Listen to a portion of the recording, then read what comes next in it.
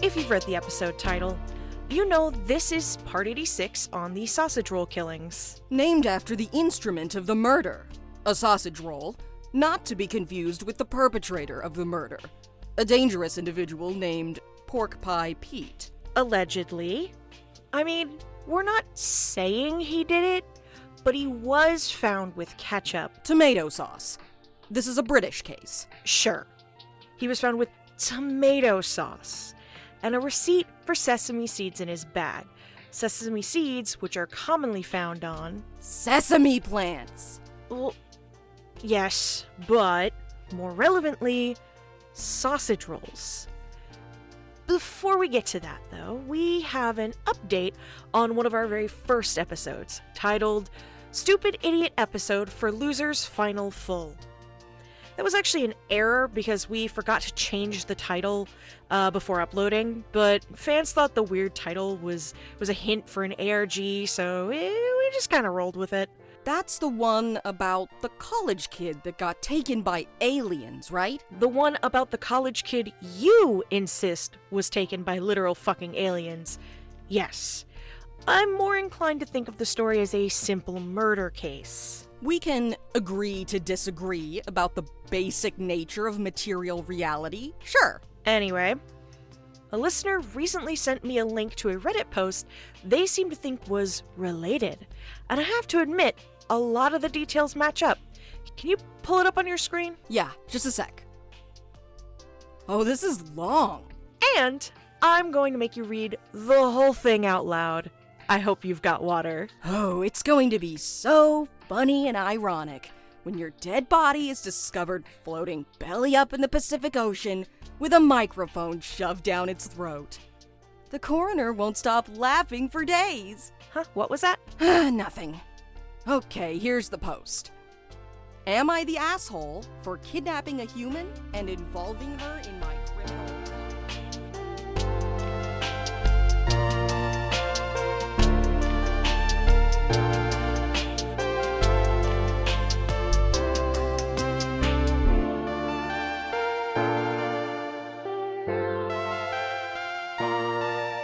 Am I the asshole for kidnapping a human and involving her in my criminal plot? Names and locations have been changed for privacy. I, myself, flirty 30,000s, kidnapped a human, female, 22, from her home and forced her to play chess for internet clout. This is related to a string of high-profile murders, but that's not really the point of the post, so don't even worry about it. Some background. Not to brag, but I am something of a big deal in the chess boxing community. That's basically where you take turns playing chess and beating each other up. I don't actually understand the rules of chess because I'm not a fucking nerd, but I managed to become the top streamer of chess boxing on my planet by bringing a gun and killing all my opponents in the first round. This is technically against the rules, but what are you gonna do? Argue with my gun? It was a captain of the debate team in high school, buddy. After a couple of years of dominating the sport, people began to find my performance predictable and viewer numbers dropped hard. I tried my hardest to keep things fresh by bringing in fireworks, balloon animals, and nuclear weaponry, but apparently there are only so many times you can watch a beautiful woman crush civilizations beneath her uncaring fist before it stops being hot and starts being a felony. The internet is full of misogyny, I guess. As a last resort, I decided to do the unthinkable, actually learn to play chess. I know. I was stooping down to my enemy's level, but only to prove a point. Anyway, learning couldn't be that hard. Chess is just tic-tac-toe, but for people who think they're better than you, right? Well, turns out yes, but I was never particularly good at tic-tac-toe. Chess sucks. Every time you get close to the king, he just moves out of the way, which is highly unrealistic. In real life, I would have absolutely no trouble assassinating a powerful political figure. I would just be like, bang! And he would be like, ah! And the police sirens would be like, wee woo, wee woo. But by the time they reached the crime scene, I would have already tripped the fire alarm and framed 5 different people, including the dog. Anyways, my first opponent beat me in 3 moves. My chat kept spamming the phone number for a prominent asbestos removal company faster than I could ban them. Desperate times call for desperate measures, so I decided to scour the universe for a chess coach. Surprisingly, few people wanted to work with me, so I exhausted several galaxies looking for a chess genius with low standards. That's how I found myself scrolling through the chess category on the hellish website twitch.tv. Human chess was somehow even more boring than regular chess. First of all, the board was flat square, covered in smaller equally flat squares, with no lava or deadly alligators or barbed wire to prevent any of the pieces from progressing across the board. It was a game of cold, hard strategy, where I preferred the warm, soft comforts of the indiscriminate violence. That was until I discovered the most brilliant human invention of all time, duck chess. Chess, okay, but one of the pieces was a rubber duck. I'll admit I have no idea what the rules were, but the squeaky noise that the duck made whenever it moved was highly entertaining to my specific brand of ear-adjacent organ meats. The streamer also played with smaller paper bags over the heads of the knights, a fact which confused me at first, then didn't anymore after I spent several days watching every stream she'd ever made. Did you know some people are scared of horses? Why? They're tiny and they have no teeth. She wasn't the world chess champion or even the regional chess champion, but even when she lost, she would turn it into an opportunity to explain the position and teach her viewers how to avoid the same mistake. It was super boring, so I left a hate comment, reported her for spam, and closed the stream forever. No, I didn't. Maybe I should have. Instead, even though I didn't understand a word she was saying, I became weirdly captivated by her enthusiastic rambling and her low-quality microphone. So after a lot of not stalking, kind of stalking, and definitely stalking, but is it really stalking if it's for the good of your chess career, I found out that her name was Jane Smith. She was gluten intolerant. She lived in a city near Scott Base, Antarctica. And her house had a candy red roof. Now comes the part where my haters may begin to consider me the asshole. I landed on that candy red roof, squeezed my way through her bedroom window in an astonishing display of acrobatics, landed on the floor in a bruised yet graceful heap, held out my hand and said, "Come on, we're going to Planet Strawberry." She took my hand in her own shaking hand and she said, "Yes." And then she said, "No." And then she said, "I don't know," and began to cry. From downstairs there came the faint cry of a bassoon. "You have to decide now," I said. "Are you coming or not?" But my sister... "There isn't any time," I said, and I was right, even before I spotted the shadow in the doorway. I don't remember pulling her onto the roof, but I remember the cold wind on my face as we stood there. I don't remember starting the engines, but I remember her forehead pressed to the window as the earth fell away. I don't remember when I took my eyes off the controls, but I must have at some point because we looked at each other and laughed. And laughed, and kept on laughing, even as the universe around us watched jealously on. Jealously on. That's such a fucking weird line. Can you be nice to me? Is being nice to me illegal? And laughed, and kept on laughing, even as the universe around us watched jealously on, cold and bitter and infinite in its wanting. So, back to chess. God, fuck chess. I will go back in time, find the inventor of chess, tie him up in a basement, and use him to check off every single entry in the baby's first do-it-yourself encyclopedia of quick and easy torture methods to impress your friends and astonish your family. Which is not a book that exists, but will after I write it. All this to say, I continued to be bad at chess. Can you focus, please? I am focused. Can you focus on something other than ways to torture the inventor of chess once you work out how to build a time machine? Hey! That's private. How did you know I was doing that? You were making your "I'm focusing on ways to torture the inventor of chess once I work out how to build a time machine" face. You know, like this. This is an audio fiction podcast with no visual component. We appreciate your cooperation in imagining this expression for the following 3 seconds. 1 1,000. 2 1,000. 3 1,000. Thank you for your patience during this difficult time. I do not look like that. If you say so. It's been your turn for the last 10 minutes. Do you need any help? Can you remind me what the horses do again? The horses are foul servants of a violent god. It's best to stay away from them. Sometimes I wonder if I chose the right instructor. Fine. They move in an L pattern. Due to their loser nature, right? Exactly! Because of their loser nature, you are a brilliant student. Author's note. I was not, in fact, a brilliant student. Mostly because I never listened, but partially because I kept knocking over the board when I lost. It also did not help that our sessions often ended early because, well, you're a Redditor. I don't expect you'll understand. It became quickly apparent that I was never going to be any good at this chess thing, so It's violating the spirit of fair and just sportsmanship. the spirit of fair and just sportsmanship visited last night to show me a beautiful future where I stood over its corpse holding a big trophy that said #1 chess god. I just don't think it's nice to the other players. Nice to the other players? Have you met Barbara Berry? She's never even won a game she didn't pay the judges to skew in her favor. And non-coincidentally, she's been on a bit of a winning streak for the past 20 years. Who else? Cosmos Capitula? Wishy-washy. They'd jump off a cliff if Zerchat told them to. Don't even get me started on Epida Orwell, that conniving, candy-coated cockroach. And anyway, haven't you always wanted to play a tournament this big? Well, yes, but Think of the challenge, the strategy, the drama, the big, shiny trophy. fine. I'll think about it.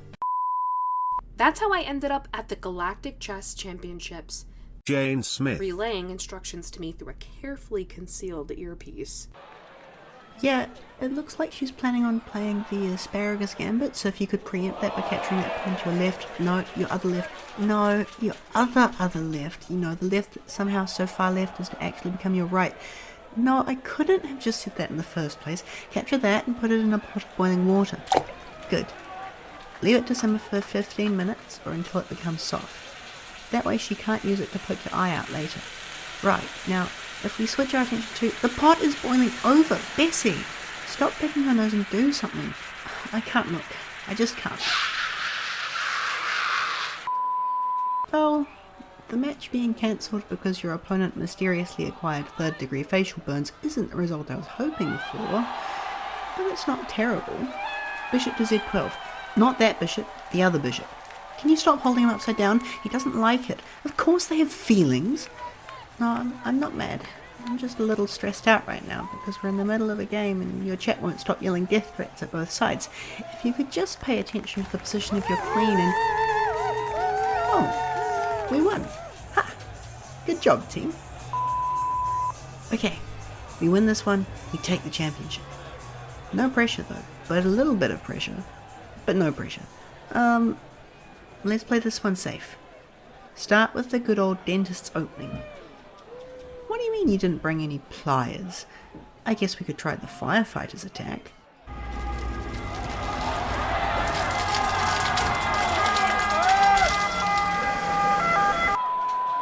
We did it! We did it in one move too!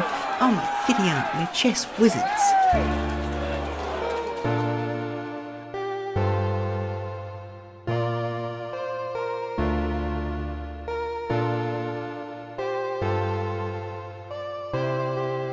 She was right. We were, in fact, chess wizards in a strictly pay no attention to the women behind the curtain kind of way.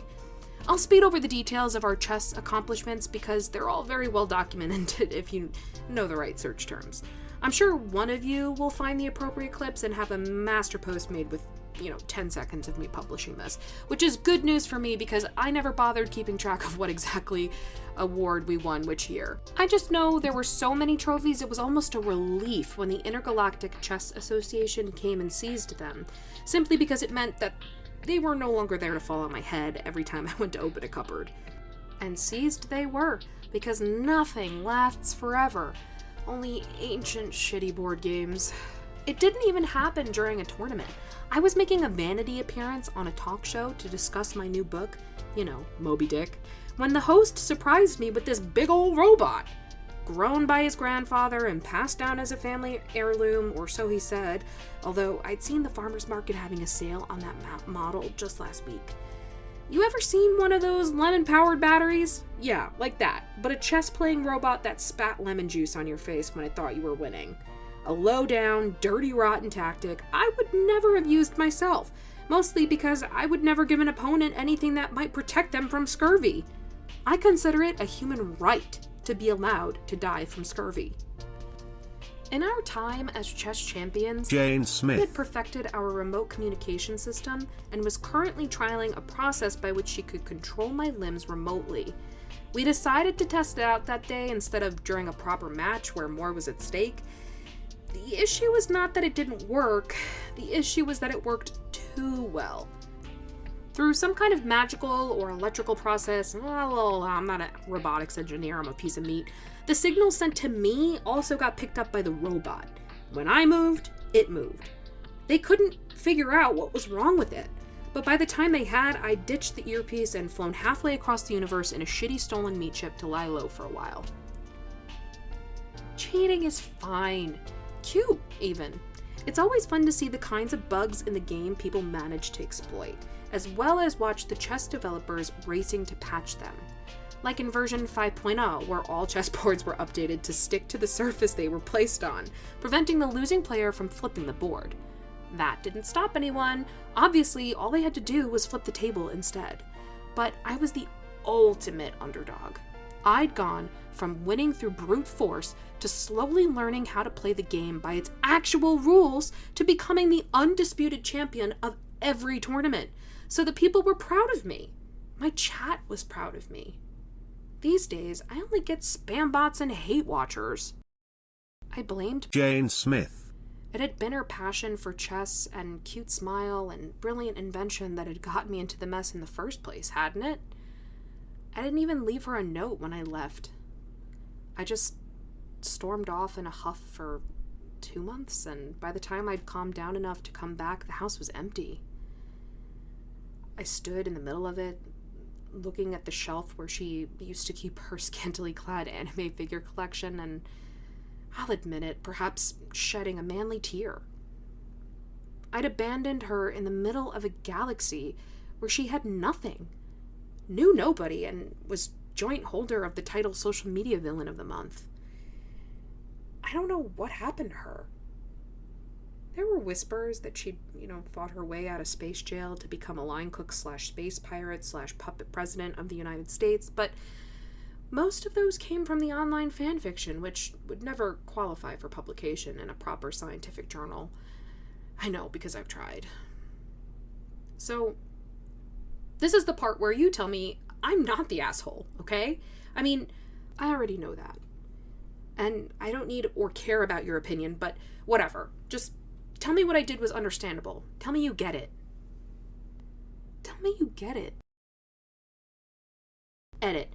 I said, don't even worry about the high-profile murders. Stop worrying about the high-profile murders.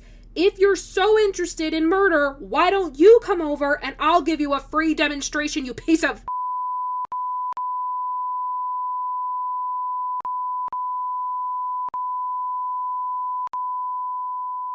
This post has been removed by moderators and replies are no longer accepted.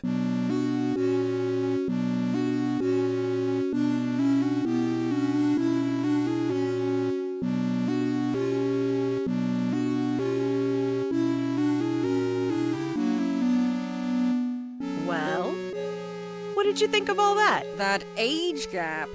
Yikes. Before we go any further, I'd like to thank our patrons. At the aggravated assault tier, we have Bulk and Spikes. If you sign up for the...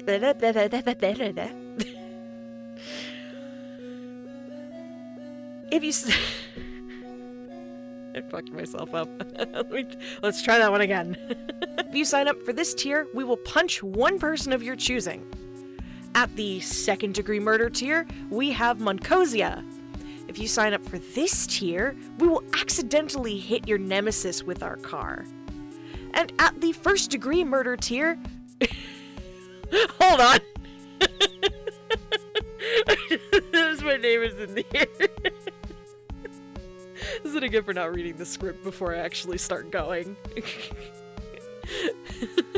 Okay. Alright, I'm gonna take that from... I'm gonna take that from at first degree murder tier. At the first degree murder tier, we have Izze and Rae. Please let me know if I pronounced your name right. I've never seen that name spelled like that before, and I don't know if it's Izze or Izzy. I'm pretty sure it's pronounced Izzy, guys. I'm so sorry. If you sign up for this tier, though, you get a t-shirt. It's polyester. That's right, ladies. It's polyester.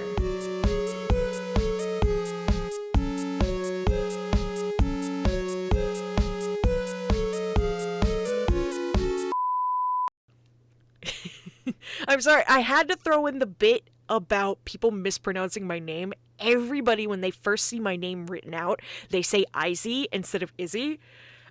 You can cut that if you want to. I just think it's funny. All voice actors do is lie and peek the microphone and send you M4A files titled something like Recording 26 and lie and leave their wet mouth noises everywhere and lie.